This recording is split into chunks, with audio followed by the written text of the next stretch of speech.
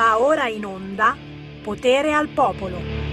Che tempi, un bacio a mezzanotte, memore migi, ma ancora prima, 4 minuti dopo le 11, buongiorno, Sammy Varin ritorna in studio in diretta per voi con tantissimi messaggi che avete inviato al 3406709659 per commentare la rassegna stampa. Tra poco ve li leggo, ma tra pochissimo, oggi è venerdì, avremo anche la commentatrice Chiara Soldani, quella che ci fa bloccare ogni volta che apre bocca su Facebook e su YouTube. Avremo le sue riflessioni post referendum, ma importanti come quelle di Repubblica, signori. Adesso il sito elettronico di Repubblica apre con Marina Berlusconi dalla scossa a Forza Italia e Tajani minaccia l'addio. Questa è l'apertura del sito di Repubblica.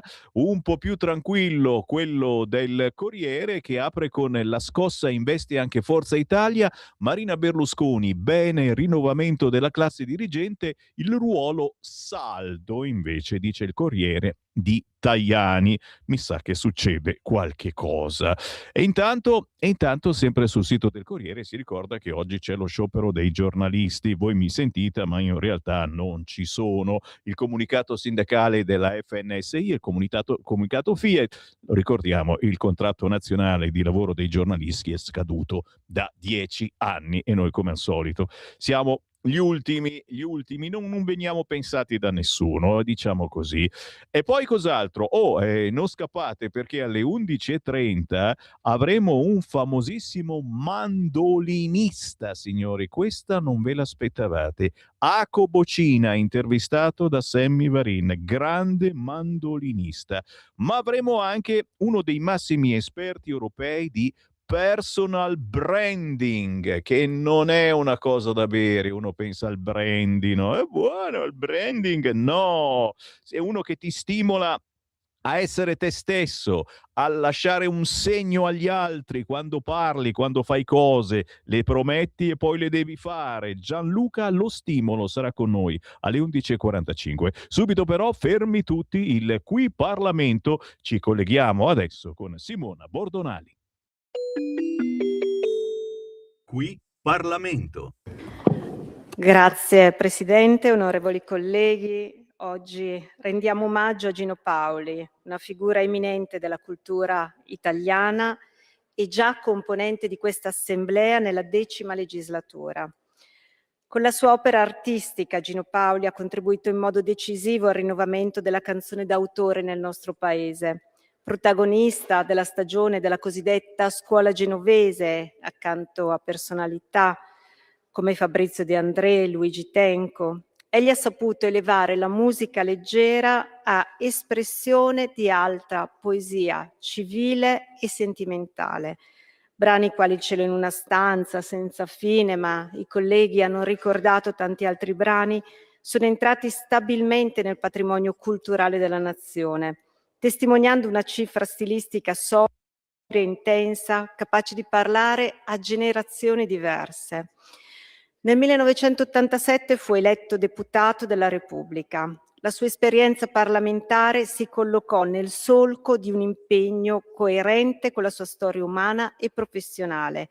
In quest'Aula e nelle commissioni intervenne in particolare sui temi della cultura, dello spettacolo e della tutela del lavoro artistico, richiamando l'attenzione delle istituzioni sulla necessità di riconoscere piena dignità al settore creativo e di garantire adeguate tutele agli autori e agli interpreti. Rivendicò l'importanza del diritto d'autore, quale presidio di libertà e giustizia, e sostenne il ruolo dello Stato nel promuovere e sostenere la produzione culturale come investimento strategico per il Paese. La sua presenza in Parlamento rappresentò un esempio significativo di dialogo tra cultura e istituzioni. Portò nell'attività legislativa la competenza di chi conosceva dall'interno il mondo dello spettacolo e la responsabilità di chi avvertiva il dovere di tradurre tale esperienza in contributo al bene comune.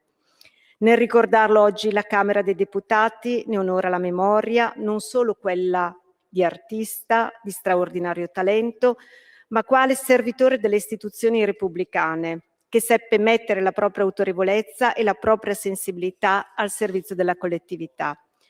Alla sua famiglia e a quanti ne hanno condiviso il percorso umano e professionale giunga il sentimento di cordoglio dal gruppo Lega Salvini Premier. Qui Parlamento. Stai ascoltando Radio Libertà. la tua voce libera, senza filtri né censura. La tua radio.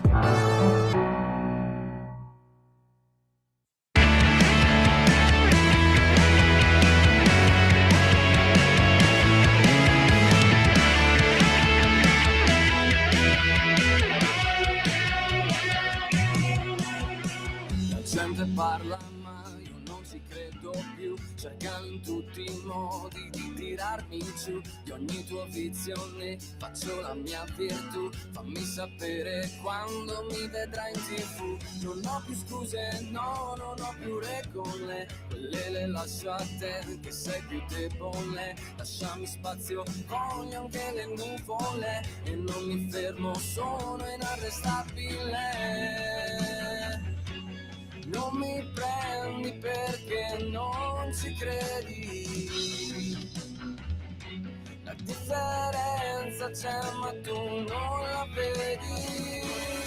E non mi importa di niente, ma io continuerò a non curarmi della gente e a volerne di più soltanto un altro po'. Sì, lo so che sarà difficile, però me lo sento che sono nato per questo, datemi tutto adesso.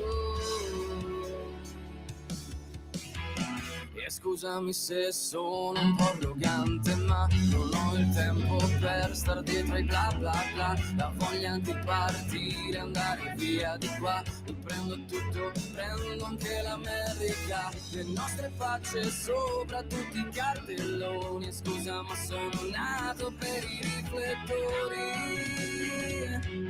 Non mi prendi perché non ci credi, la differenza c'è ma tu non la vedi. E non mi importa di niente, ma io continuerò a non curarmi della gente e a volerne di più soltanto un altro po'. Sì, lo so che sarà difficile, però me lo sento che sono nato per questo, datevi tutto adesso.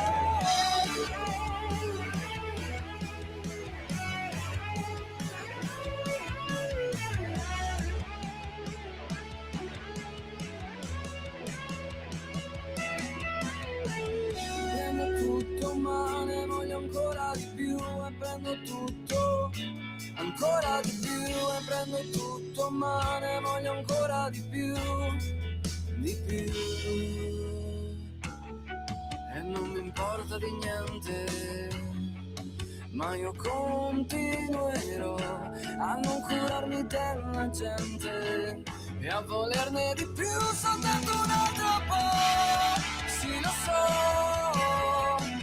che sarà difficile, però me lo sento che sono nato per questo, datevi tutto adesso.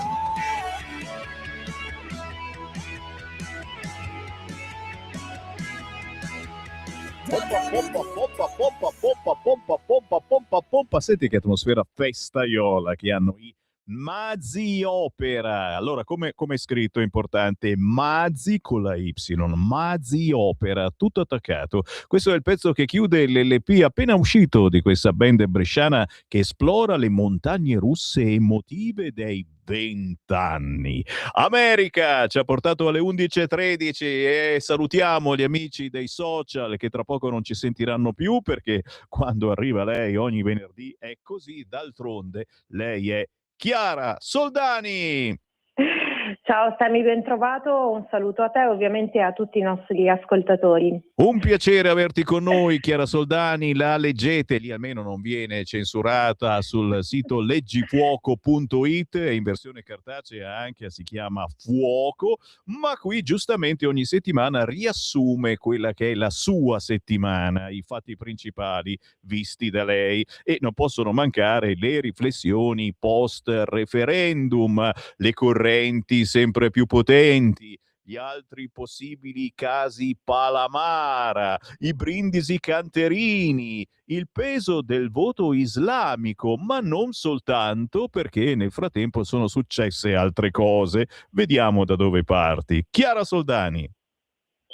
Beh, Sammy, devo dire che oggi siamo inevitabilmente chiamati anche un po' a confrontarci sul fronte referendum. Chiaramente abbiamo tirato un po' le somme e soprattutto diciamo un voto che ci lascia basiti in primis per tutte le straordinarie incomprensioni più o meno volontarie, questo chiaramente sarà da indagare meglio, che hanno portato poi alla vittoria del fronte del Nord.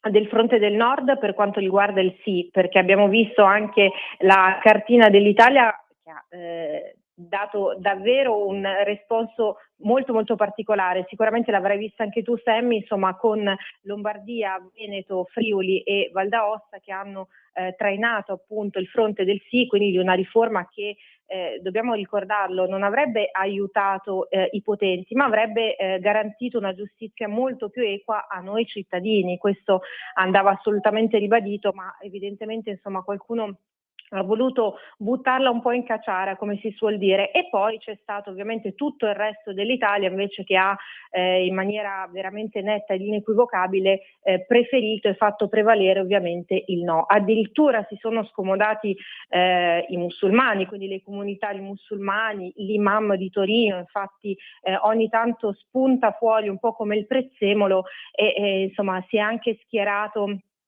sostenendo che votare no sarebbe stato anche un aiuto a Gaza. Questo dobbiamo ancora capire effettivamente in che modo possa essere così e insomma quale possa essere effettivamente il nesso tra Gaza e un referendum che riguardava unicamente la nostra giustizia, ma vabbè, questo è ovviamente un altro discorso.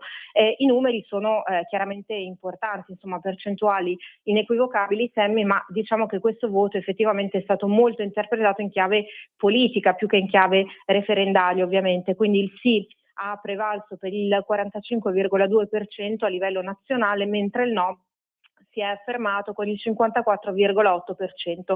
Segnaliamo che insomma, gli amici veneti siano stati invece molto compatti anche su questo fronte, perché il 60% degli elettori veneti ha detto sì, quindi si è espresso a favore di questa riforma. Una riforma che avrebbe garantito la vera imparzialità del giudice. Ora, chiaramente riassumerla in questa sede è anche complicato perché abbiamo giustamente tempi anche contingentati, però insomma facciamo una microsintesi. L'imparzialità del giudice in questo caso continua a non essere garantita, la separazione delle carriere invece nella maleaugurata ipotesi la quale ci si dovesse trovare in un'aula giudiziaria, chiaramente avrebbe garantito all'imputato una maggior sicurezza ovviamente per quanto riguarda l'imparzialità e anche l'equità appunto del responso definitivo, cosa attualmente, come ricordavamo prima, insomma non garantita, e lo sappiamo perché i casi di mala giustizia purtroppo ci dimostrano effettivamente questo, con accuse e soprattutto, peggio ancora, sentenze che colpiscono molto spesso innocenti. E poi una riduzione ovviamente della promiscuità tra la figura del giudice e la figura del PM, cosa che continuerà ovviamente ad esserci. Ora, oltretutto, se un magistrato diventa giudice, porta con sé inevitabilmente sempre una cultura accusatoria che oggettivamente è distruttiva e compromette, come dicevo, appunto il giudizio definitivo, diciamo la sentenza definitiva ai danni ovviamente dell'imputato. Si sarebbe anche notevolmente attenuata tutta questa faziosità politica all'interno della magistratura. Il caso, voglio dire, delle toghe rosse credo sia assolutamente emblematico, e l'eliminazione del correntismo, che ovviamente garantisce più tecnicismo e meno politica in sede ovviamente di giudizio e nelle aule dei tribunali.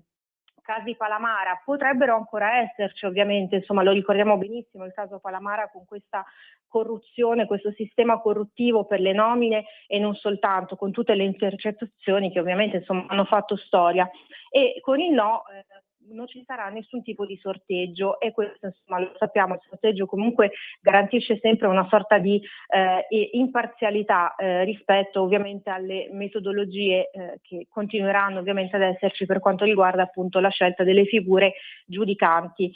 I cori che abbiamo registrato a Napoli, quindi Bella Ciao, che sappiamo ovviamente avere una connotazione chiaramente politica, dimostrano quanto effettivamente i magistrati siano estremamente faziosi, quindi abbiamo visto ovviamente tutte le immagini allo spoglio appunto e all'esito definitivo del referendum, con i magistrati che hanno brindato, hanno ballato, ovviamente tanti cori contro il governo, e soprattutto tra i presenti dobbiamo segnalare anche Aldo Policastro, che è procuratore generale presso la Corte di Appello di Napoli. Quindi insomma alla faccia della politica all'interno delle aule giudiziarie, cioè come lo sappiamo benissimo, però insomma questa volta abbiamo perso veramente un'ottima occasione per modernizzare la nostra giustizia, e insomma probabilmente chi ha votato no pensava di far cadere il governo Meloni, ma evidentemente non ha ben compreso le reali ragioni di questo referendum. Ma in ogni caso noi piace essere sempre obiettivi, quindi Sammy, è chiaro che delle riflessioni debbano essere fatte, perché se c'è stata anche una partecipazione così intensa in un referendum che obiettivamente, come dicevamo a inizio collegamento, è stato interpretato in chiave politica, effettivamente insomma anche le varie dimissioni di queste ultime ore ci dimostrano quanto sia una fase decisamente delicata. Ma guardiamo anche al positivo, perché ci piace portare anche delle notizie che ci fanno chiaramente ben sperare. Passa in sede parlamentare europea, quindi l'Unione Europea sposa la linea della Lega per quanto riguarda i rimpatri. Prendiamo un po' ad esempio la Danimarca, che dal 2019 già inizia con queste politiche e porta avanti con grande coraggio per quanto riguarda appunto la remigrazione.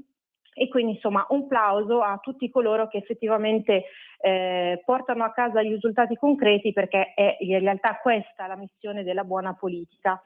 Ma non soltanto referendum, perché ovviamente la cronaca ci porta sempre dei casi davvero agghiaccianti. Ricordavo appunto l'imam di Torino, che tra l'altro si è fatto fotografare proprio mentre esprimeva il suo voto, cosa che sappiamo essere totalmente vietata, e quindi insomma c'è sicuramente anche questa componente preoccupante che viene giustamente denunciata da Anna Cisint, proprio perché la comunità musulmana insomma sta iniziando a prendere sempre più piede anche per quanto riguarda l'espressione del voto, e quindi insomma questo ci riporta effettivamente a delle riflessioni che ci fanno preoccupare. A noi comuni cittadini decisamente sì, e insomma è chiaro che lo sappiamo, insomma, i politici della Lega anche su questo fronte sono sempre molto attenti, quindi confidiamo ovviamente che non si abbassi mai la guardia.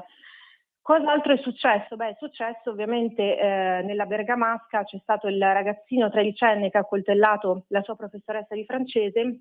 Torniamo quindi sempre a parlare anche della violenza nelle scuole, di questi ragazzini giovanissimi, perché a 13 anni sei poco più che un bambino, che portano a scuola le armi, coltelli e quant'altro. La cultura del coltello ormai purtroppo è molto molto radicata, e l'emergenza nelle scuole ormai direi a livello nazionale, davvero una piaga sociale molto molto preoccupante. Episodio del 25 marzo, quindi insomma stiamo parlando veramente della cronaca più fresca, più recente. Fortunatamente la professoressa dopo 2 ore di intervento è insomma fuori dal pericolo di vita, come si suol dire.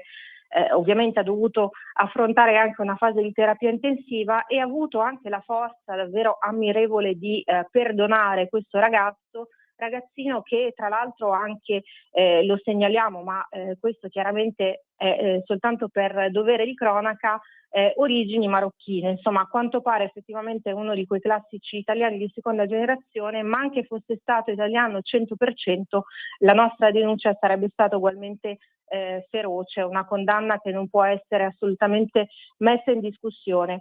Il ragazzino alle 7:45 si dirige verso la professoressa, abbiamo visto tutti l'immagine anche di questa t-shirt con scritto vendetta, quindi è stato tutto assolutamente orchestrato, e poi c'è sempre questa dinamica dei social, quindi del documentare quello che si fa, questi video violenti, insomma dobbiamo chiaramente riflettere molto e soprattutto intensificare a questo punto anche i controlli all'interno delle scuole. Valditara ha sempre espresso insomma la volontà effettivamente di essere anche molto molto attenti, perché davvero non si può andare a scuola con il coltello, questo è inammissibile, quindi a questo punto valutare la presenza dei metal detector all'ingresso delle scuole io credo che sia assolutamente necessario. E poi riprendiamo un po' il discorso appunto della linea dell'Unione Europea che inizia insomma ad allinearsi con quelle che sono le volontà del governo. Ripeto, altro esempio virtuoso è quello della Danimarca, che con grande coraggio insomma già da tempo propone e cerca di mettere in atto per quanto possibile, perché sappiamo che l'ostruzionismo è sempre dietro l'angolo, l'espulsione degli stranieri in carcere da almeno un anno per reati gravi, quindi stupratori, coloro che si macchiano insomma di reati veramente efferati e cruenti, devono essere cordialmente rispediti al proprio paese di appartenenza. Credo che questo sia un discorso non di razzismo ma assolutamente di buonsenso, e questa linea dura a quanto pare inizia a prendere piede. Ovviamente la Premier danese dimostra da sempre un grandissimo coraggio, quindi insomma è stata in un certo senso antesignana rispetto a questa tematica che sta attraversando giustamente anche una riflessione profonda nel nostro paese. Insomma, a quanto pare Sammy, l'unica soluzione per mettersi in salvo e per salvare questa Europa, non soltanto questa Italia così in pericolo, è evidentemente quella via della remigrazione, appunto. Che è proprio il manifesto che stiamo trasmettendo mentre tu parlavi, ma probabilmente la gente non ti ha sentito perché ti bloccano sui social. Senza paura, in Europa, padroni a casa nostra, il manifestino che c'è in rotazione su tutti i social della Lega in queste ore e che racconta della manifestazione di sabato 18 aprile alle ore 15 qui a Milano, in Piazza Duomo, proprio per cominciare a dire prima a bassa voce, poi sempre più in alto, la parola remigrazione. Grazie davvero a Chiara Soldani. Alla prossima. Grazie a te Sammy, un saluto a te e a tutti, alla prossima. Segui la Lega è una trasmissione realizzata in convenzione con La Lega per Salvini Premier. E mi raccomando, contattate la sezione della Lega più vicino a voi perché partiranno pullman da tutta Italia. Sabato 18 aprile alle 15 ci troviamo qui a Milano in Piazza Duomo per questa grande manifestazione con un corteo che confluirà in piazza e insomma bisogna cominciare veramente a parlarne seriamente di remigrazione. Appuntamenti da non scordare targati Lega. Beh ragazzi, prima di tutto l'appuntamento è qua direttamente nei nostri studi di Milano in via Bellerio 41, metropolitana a Fuoricentro, perché sono arrivati dei gadget bellissimi. Fai vedere qua gli zainetti, signori, i marsupi griffati Radio Libertà. Allora vi dico la verità, li ho portati questa mattina e immediatamente in redazione già si sono appropriati di quelli più belli, quindi ne arriveranno altri ancora, però sono di questo blu molto molto bello, ma c'è anche grigio, zainetti, ci sono di tutti i tipi, di tutte le grandezze, con scritto griffati Radio Libertà. Sono arrivate le calze con scritto Radio Libertà, ragazzi miei, ma ce ne sono veramente di tutti i colori e c'è anche, guarda qua, cos'è questo qua? Ci metti dentro soldo, salvadanaio con scritto Radio Libertà.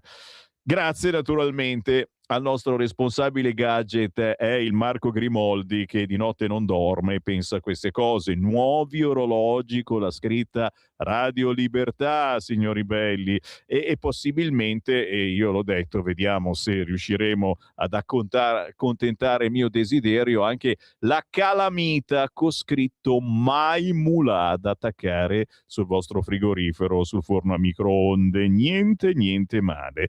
Questo invece è un appuntamento per domani, sabato 28 marzo a Monfalcone, Gorizia. Se siete in zona c'è Anna Maria Cisint, con Fausto Biloslavo e Matteo Carnielletto, che presentano il libro di Anna Maria Cisint, La minaccia di Allah, Islam politico, sicurezza e libertà negate in Europa. Direi che è un'occasione bellissima per accaparrarsi il libro autografato da Anna Maria Cisint.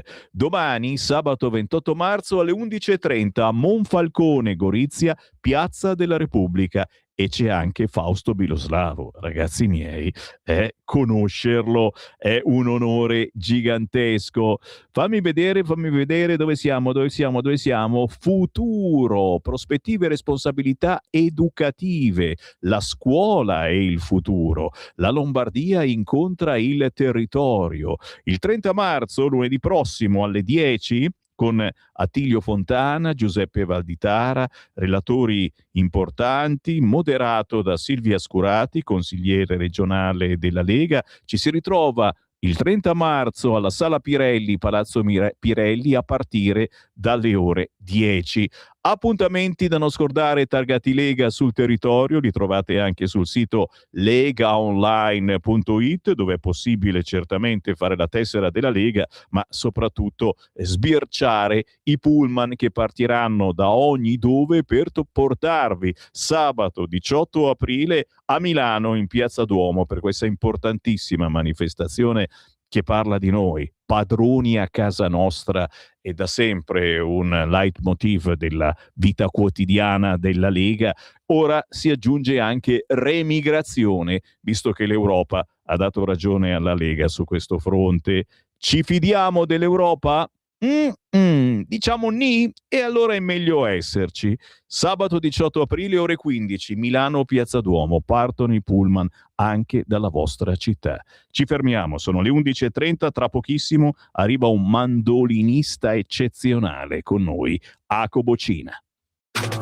Stai ascoltando Radio Libertà. la tua voce libera, senza filtri né censura. La tua radio.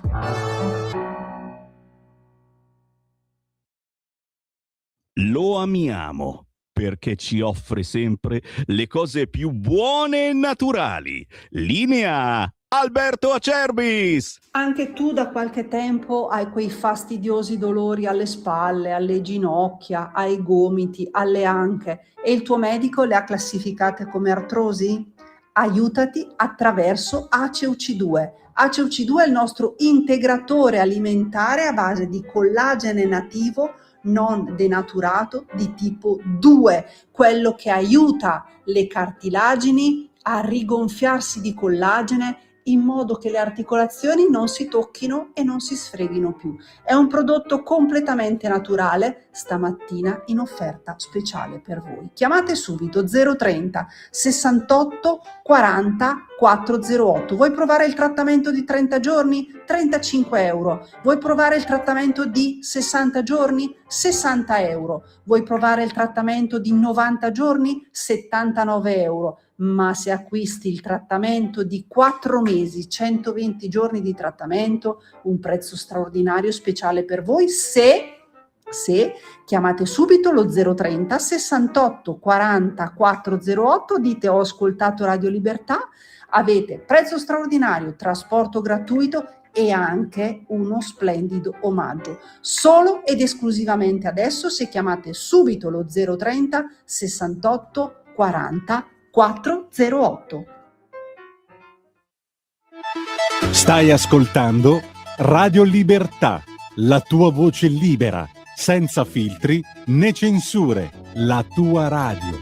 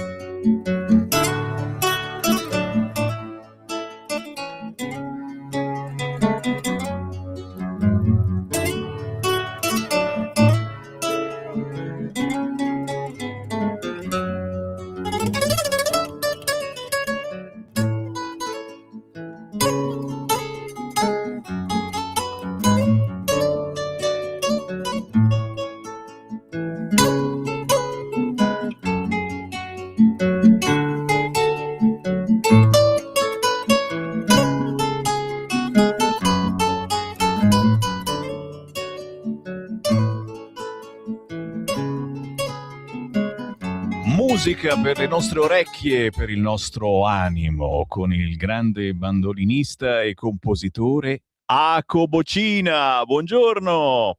Buongiorno. Che onore, grazie per essere con noi. Ti scopriamo e ti facciamo scoprire ai nostri ascoltatori, quelli che ancora non ti conoscono, perché insomma hai girato in lungo e in largo. Allora, partiamo da zero. Ako, nato in Croazia, attivo da anni in Italia, hai sviluppato una carriera tra Europa e Stati Uniti e ti prepari a presentare questo nuovo album. Non ci crederete, signori, lo dico subito, sai perché, Ako? Perché lo presenti, adesso me lo confermi, in una città che conosciamo molto bene, a Cassano Magnago, in provincia di Varese, il 10 aprile, è vero? È verissimo, esatto. Allora, io te lo dico subito, io ci sono perché io abito a Cassano Magnago, Ako. Che bello, va bene, mi fa piacere. È stupenda, sarà al Teatro Auditorium venerdì 10 aprile a Cassano Magnago in provincia di Varese, per cui se volete delle belle atmosfere, e di questi tempi con tutte le cose brutte che stiamo passando ci vogliono, segnate la data, venerdì 10 aprile, Teatro Auditorium, Cassano Magnago, provincia di Varese. Ma, dicevo, Ako, partiamo dall'inizio, cioè tu negli anni '80 arrivi a Milano quasi per caso e tutto comincia davvero quasi per caso, o no? Sui Navigli, una sera.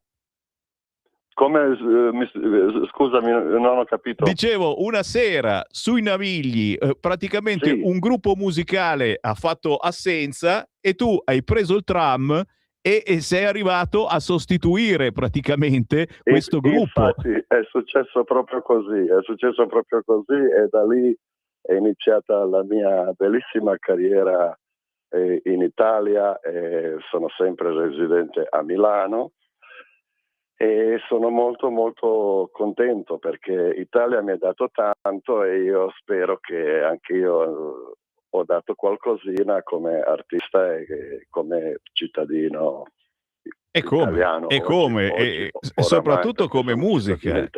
E come musica, perché tu hai collaborato con artisti italiani e anche storici come Pierangelo Bertoli, Fabio Concato, Grazia Di Michele e poi col gruppo irlandese The Chieftain, con Lorena McKennitt. Sì, queste sono le mie collaborazioni più belle che ho fatto con artisti meravigliosi con il mio mandolino e niente. Ma qual è la così, magia? Qual è la magia del mandolino? Che sembra uno strumento così semplice, fin troppo semplice, eppure forse per la sua semplicità riesce a insinuarsi in ogni tipologia musicale, o no? Il mandolino è un strumento ancora tutto, secondo me, tutto da scoprire, perché non è famoso come una chitarra o come un sassofono, pianoforte o violino, non lo so, per dire, ma è un strumento meraviglioso che si può adattare a vari generi musicali senza alcun problema, solo che se si suona mandolino semplice va bene e non è una cosa difficile, ma se si vuole ad arrivare ai livelli di virtuosismo e così, allora diventa un strumento molto molto difficile. Quindi si può semplicemente suonare il mandolino stando dietro alla chitarra, ma ci si può volare sopra. E qui diventa molto più difficile, anche dando luogo a dei virtuosismi. Abbiamo sentito qualche cosa, ad esempio quest'oggi con il tuo pezzo Parallelo 24, che immagino anticipi il nuovo album The Son of the Wind, che bisogna assolutamente che recuperiate, ma che sarà presentato ufficialmente, come vi dicevo, al Teatro Auditorium di Cassano Magnago, Varese, venerdì 10 aprile. Cosa hai messo dentro in questa nuova tappa del tuo percorso artistico? Che viaggio musicale racconti in questo album e cosa rappresenta oggi per te? Allora, io faccio sempre il mio solito genere che si chiama Mediterranean World Music, che vuol dire da vari paesi del Mediterraneo. Ho fatto un mix di questa musica, diciamo, io sono ispirato tanto dalla musica tradizionale, perché per me musica tradizionale di ogni paese è una ricchezza fantastica, no? Ovviamente dopo fatto a modo mio. Certo. Quindi in questo disco è un disco per mio genere molto in avanguardia, perché ci sono diverse cose, non so, ci sono le cover come Blowing the Wind, ok? Poi non so, ho messo Santa Lucia. Santa Lucia, ho messo questo pezzo per due motivi, perché quando ero bambino, circa avevo 7-8 anni, cantavo spesso questo pezzo perché mi piaceva tanto. E il secondo motivo è ringraziamento mio personale, che Italia mi ha ospitato per oltre 30 anni, e per tutto ciò che sono riuscito a realizzare in Italia e al mondo, ma il pezzo è dedicato all'Italia. Capite, signori, che questo è un personaggio da scoprire e da seguire. Pensate che negli Stati Uniti ha partecipato e ha vinto il secondo premio al contest mondiale di mandolino. Insomma, cosettine da nulla che fanno venire i brividi, ma che fanno capire veramente l'importanza, anche l'esigenza di valorizzare Acobocina, perché se non l'avete mai sentito nominare non è che siete ignoranti, semplicemente non è facile trovare spazio per un genere del genere sui grossi e grassi media, è anche questo il problema. Sì, perché anche musica di nicchia, quindi non è proprio facile, ma comunque io con la mia musica faccio concerti, faccio dischi. E poi a chi piace questo genere. Ma vedi, tu sei un tesoro in questo senso per noi, perché noi ci riferiamo proprio, noi siamo una radio di nicchia che trasmette soltanto musica di nicchia. Pensa che noi trasmettiamo solo artisti indipendenti che non devono essere conosciuti a livello nazionale, perché altrimenti non hanno bisogno di noi. Se ti trasmette siete RTL. bravissimi, perché è un gran aiuto per artisti così che non sono né famosi né niente, ma comunque che fanno una bella musica. sono famosi come lo sei tu, ma all'interno di un certo pubblico. È bellissimo avvicinare anche il pubblico ancora che non conosce questi generi a un tipo di musica rilassante ma anche coinvolgente, perché la Cobocina, quando si mette a fare certi virtuosismi, non state più fermi, sappiatelo. È per quello che do appuntamento a quelli che ci ascoltano nella zona di Varese proprio per la prima di Jacopo Bocina a Cassano Magnago al Teatro Auditorium venerdì 10 aprile. Segnate giù che l'appuntamento è veramente speciale. E poi, appena esce ufficialmente l'album, chiaramente lo vogliamo e ti prometto che lo inseriamo in programmazione, ok? Certo, per voi ci sarà il disco in omaggio con la dedica. Esagero, grazie, ma sarà un piacere farti conoscere ai nostri ascoltatori, anche perché io ogni mattina conduco la rassegna stampa dalle 7:30 alle 9:30 e ogni mezz'ora mando in onda una pausa musicale, per cui il mandolino di Jaco è l'ideale, secondo me. Grazie davvero, Jacopo Bocina, buona musica. Grazie mille, grazie. A presto. È bello, mentre chiacchieravo sono arrivati tanti messaggini al 340-6709-659 che facevano i complimenti ad Aco e che hanno scoperto appunto una tipologia musicale veramente ancora sconosciuta per molti. Che radio ascoltavate fino a ieri? Un po' di WhatsApp al 340-6709-659. Sammy, ma perché pochi dicono che il 50% dei no sono islamici? Ci aspettano tempi di dimissioni, scrive Enzo. Il caro tredicenne non ha mai provato la vendetta e la violenza su se stesso. Io gliela farei provare per fargli capire. No, Roberto, ci mancherebbe, ma bisogna educarli. Grazie a chi ci scrive. Come rovinare un capolavoro di Pino Donaggio, perché prima abbiamo mandato un remake, ragazzi, era di altissima qualità, è chiaro che quello di Pino Donaggio, insomma, era un'altra cosa, veramente. E ancora messaggi WhatsApp, certamente, ricordiamo, dopo il suo fallimento Nordio è ancora là, c'è questa atmosfera, è anti-Nordio anche, ma dimettiamoli tutti, dico io. Stiamo a vedere che cosa succede, signori. Intanto succede una cosa molto bella per chi anche fa politica. Già, ce ne sono molti che mi stanno ascoltando che fanno politica e che magari si trovano un po' impacciati, in difficoltà quando vanno sul palco, ma soprattutto mantenere un marchio, una personalità, avere una personalità che li faccia ricordare. E sai, in politica sia a destra che a sinistra è difficile trovare un leader, una persona che incarni veramente un'idea e che sappia farsi ricordare per quella idea e soprattutto, qui è quasi impossibile, mantenere fede alla propria idea. Fammelo salutare, abbiamo uno dei massimi esperti europei in personal branding, che non è una roba da bere, uno pensa subito al brandy, sempre a quelle cose pensate. Abbiamo con noi Gianluca Lo Stimolo. Ciao Gianluca! Ciao.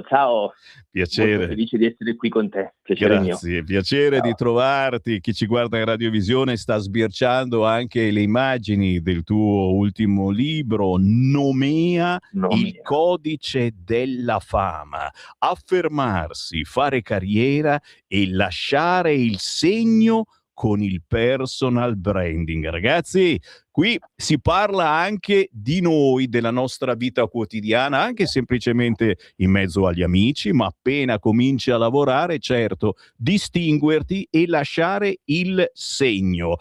Gianluca, io ho capito che al centro della tua io la chiamo anche filosofia, perché a un certo punto è anche una filosofia di vita da applicare alla nostra vita quotidiana, c'è l'individuo, ciò che lo distingue e che lo rende riconoscibile nel tempo, mantenendo la coerenza tra ciò che promette e ciò che realizza. Roba impossibile quasi parlando di politica, ma oppure no.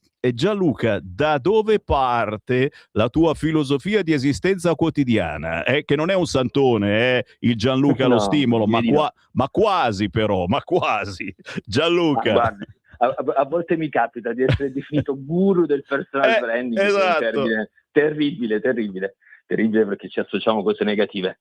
In realtà quello di cui parliamo è qualcosa di estremamente attuale, estremamente interessante, perché chiunque di noi è alla ricerca del suo successo personale, indipendentemente dal significato che noi diamo a questa parola, perché ognuno chiaramente ci dà un significato diverso. Per alcuni il successo è avere una bella famiglia o possedere qualcosa di importante, per altri è una carriera lavorativa, per altri invece può essere tutt'altro, quindi è molto soggettivo. Però c'è una forma di successo che penso universalmente riconosciuta, è che è quella di essere riconosciuti per le proprie competenze dalla società. Quando la società ci riconosce per le nostre competenze, ci sentiamo persone di successo. E in realtà è così, perché riusciamo a ottenere qualcosa di importante quando le persone associano al nostro nome, alla nostra faccia, una competenza precisa. Quindi si parte sicuramente da lì, dal capire qual è quella competenza che mettiamo in atto con forza. E questo è il primo capire. passo. Sì, questo è il primo passo, ed è il passo che ci aiuta a distinguerci, a renderci unici sul mercato, perché siamo tutti unici come persone, ma non come professionisti. Lì è dove la maggior parte di noi sembra uguale a qualcun altro, e dove facciamo tutti fatica ad emergere, a farci notare, ad affermare quello che sappiamo fare di diverso. È interessante la cosa, chiaramente. E certo che è interessante, anche perché, ti dicevo, questa è una radio ascoltata anche e molto dalla politica. Noi cerchiamo di fare trade union tra i cittadini e la politica, e ci sono tanti cittadini normalissimi che vorrebbero cominciare a fare politica, magari anche molto giovani che ci stanno ascoltando in questo momento. Quali consigli dà questo tuo libro? Da dove partire, e poi i primi passi da fare? C'entra sicuramente anche l'aspetto fisico? Mi viene da dire di sì, ma anche no. In parte influenza più che altro nell'ottica di essere riconoscibili anche per il nostro aspetto. Quindi ad esempio il look che abbiamo, se siamo uguali a tanti altri, se siamo l'uomo medio, oppure se abbiamo qualche tratto che ci distingue anche visivamente, è sicuramente un elemento importante, perché ci ricordiamo più facilmente di persone che hanno qualcosa che anche visivamente ti rimane in testa. Io quando spiego come funzionano questi concetti parto sempre da 3 sfere della nomea, perché la prima è proprio quella di lavorare sulla riconoscibilità. Io devo riconoscerti per qualcosa, devo riconoscere che sei competente su un cavallo di battaglia, e questa è una cosa che tanti politici non riescono a fare, o lo fanno in pochi, e guarda caso quelli che lo fanno bene sono quelli che emergono, cioè scelgono un argomento per cui vogliono essere riconosciuti e parlano sempre di quello, costantemente con una grandissima forza. E questo chiaramente li aiuta ad entrare nella testa della gente, perché quello che dobbiamo fare in qualche modo è posizionarci nella mente delle persone, e quando troviamo il nostro spazio lì diventa tutto più semplice. La riconoscibilità chiaramente è influenzata anche dal nostro look, dalle parole che usiamo, dalle nostre espressioni, dai modi di dire, e ognuno ha i suoi. Tante persone che sono famose, ok, se vogliamo definirle così, hanno dei modi di dire loro che hanno inventato, che hanno in qualche maniera iniziato a utilizzare con grande forza e per un periodo sufficientemente lungo, e questo li ha resi più riconoscibili rispetto ad altri.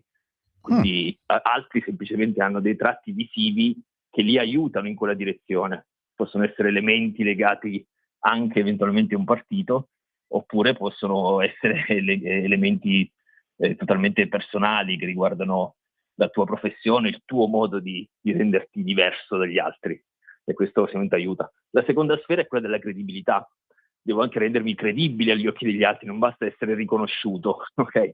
Perché posso essere riconosciuto, come capita a tanti influencer magari, ma poi non vengo scelto, e la scelta passa dal fatto di passare per persone credibili.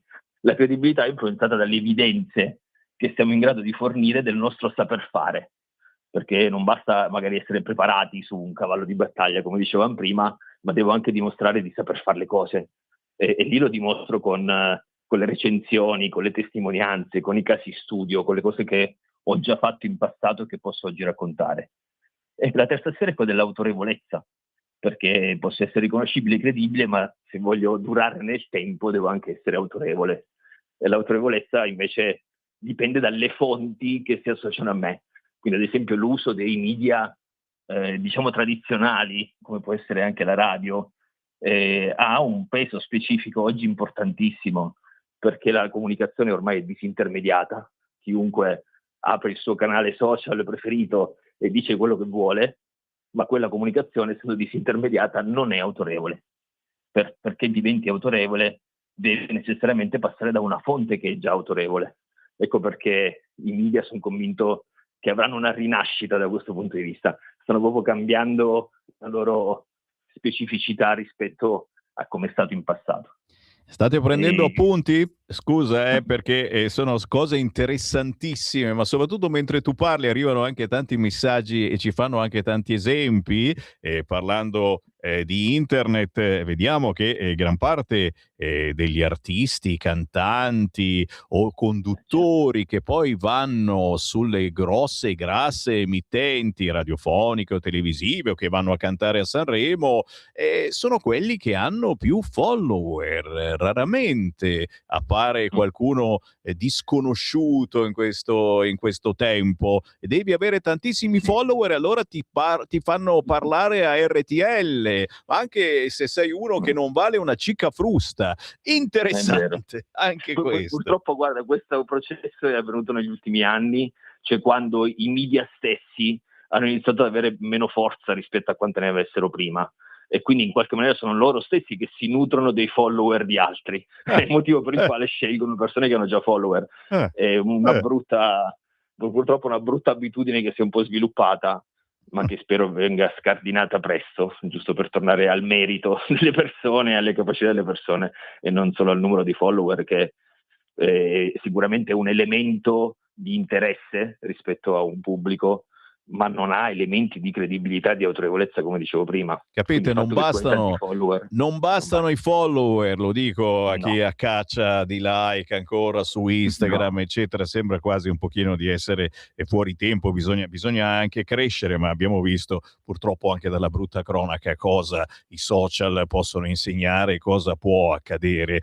Gianluca Lo Stimolo, si chiama così questo autore. Un nome simpatico, sembra quasi un soprannome. E già lì resti in testa, mi arrivano ancora domande e abbiamo ancora una manciata di minuti, allora sfruttiamo. Mi chiedono se anche il tono di voce è importante. Mi viene in mente Giordano, famoso giornalista che vediamo su Rete 4, che all'inizio è stato preso in giro come non mai, perché è una voce che parla un po' così, capito, eccetera. Poi è diventato un grandissimo giornalista e adesso nessuno gli dice più nulla, si incazza la gente magari per le cose terribili che racconta, fatti di cronaca pazzeschi, eccetera. Anche il tono di voce può essere un qualcosa che ti fa ricordare, Gianluca. Guarda, assolutamente sì, hai fatto un esempio straordinario e mi aiuta anche a dire a dare un messaggio a cui tengo molto.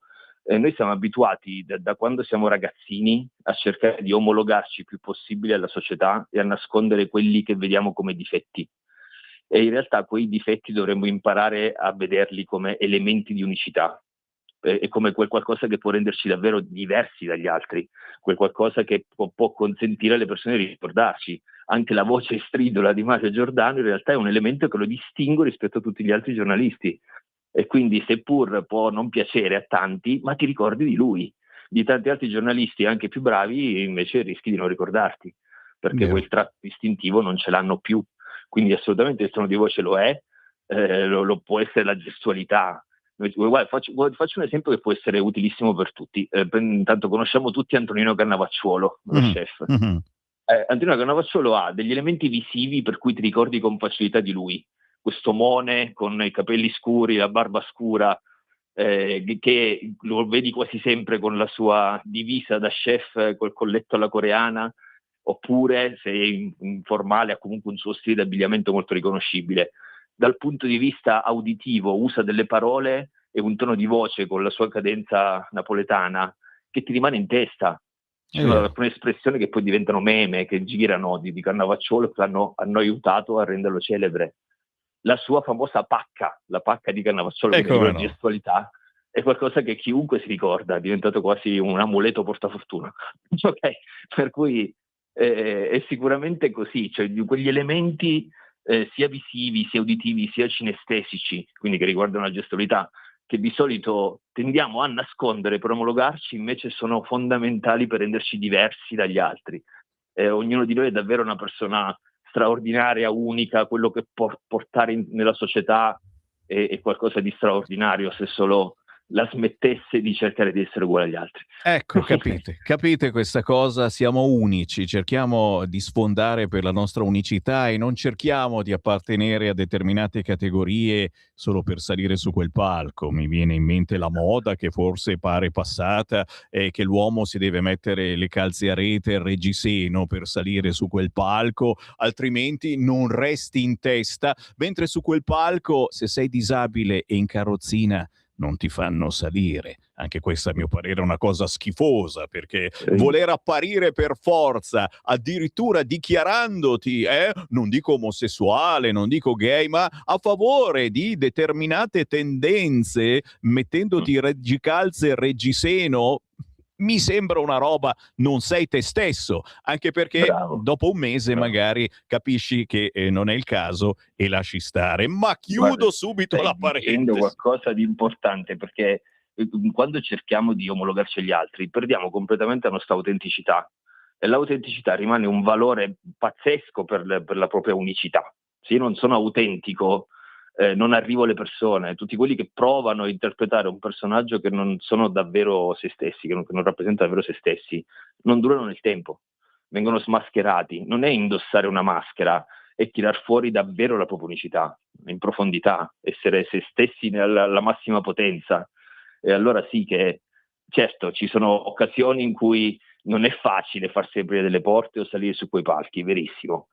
Ma non è cercando di essere quello che non sei che ci riuscirai, perché anche quando ci riuscirai ne scenderai molto in fretta da quel palco. Okay? Parole da incorniciare, signori, e prendete in mano il vostro computer, c'è da ordinare un libro di Gianluca Lo Stimolo, si chiama Nomea, il codice della fama, affermarsi, fare carriera e lasciare il segno con il personal branding. Si può ordinare su Amazon o dove, Gianluca? Sì, su Amazon si trova con una grande facilità, poi è un libro Mondadori, quindi si trova dappertutto, okay, in qualsiasi libreria. E allora grazie davvero Gianluca per questa chiacchierata, qualcosa mi dice che molti sono stati toccati proprio e quindi correranno ad acquistare questo libro. Quando hai qualcosa da dire, quando hai qualcosa da commentare, purtroppo molto spesso penso che ci sia bisogno anche di un tuo parere, noi ci siamo, ci chiamiamo Radio Libertà, meglio di così. Guarda, volentieri, non so se abbiamo spazio, ma guarda, devi sapere che una delle ricerche che ho fatto proprio negli ultimi giorni, e questo può interessarti, interessare tutti gli ascoltatori, è su quanto l'intelligenza artificiale abbia influenzato l'ultimo referendum. Che è una cosa che la maggior parte della gente non si è accorta. Allora facciamo che ci risentiamo, già perché qui ci tocchi ancora di più a questo punto. Grazie Gianluca, un abbraccione, buon lavoro e a prestissimo, ok? Grazie, è stato un grande piacere, buona continuazione di giornata a tutti.